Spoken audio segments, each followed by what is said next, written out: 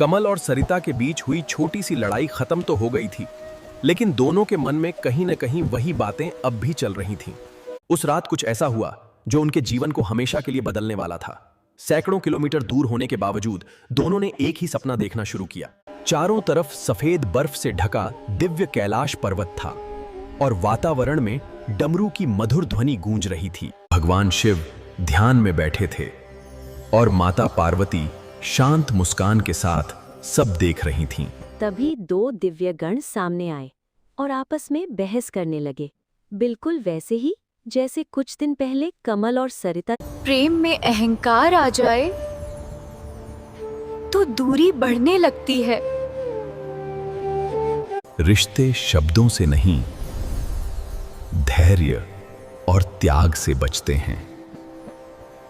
अचानक दिव्य प्रकाश फैला और अगले ही क्षण दोनों गण पृथ्वी की ओर गिरने लगे।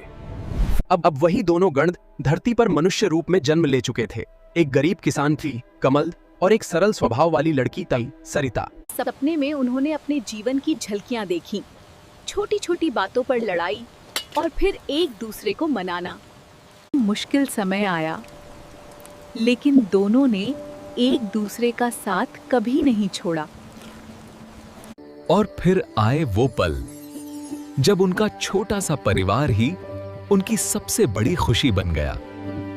तभी कमल ने खुद को उसी गण के रूप में देखा और सरिता ने खुद को उस गणिका के रूप में। मनुष्य जीवन तुम्हें इसलिए मिला था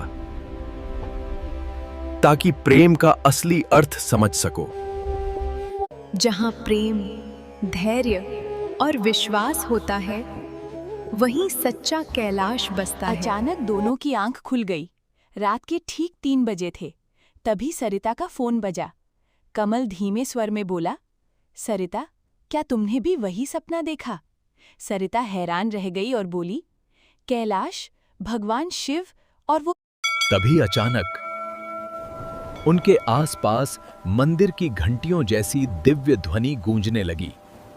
दोनों ने आसमान की तरफ देखा और क्षण भर के लिए दिव्य कैलाश उनके सामने प्रकट हो गया।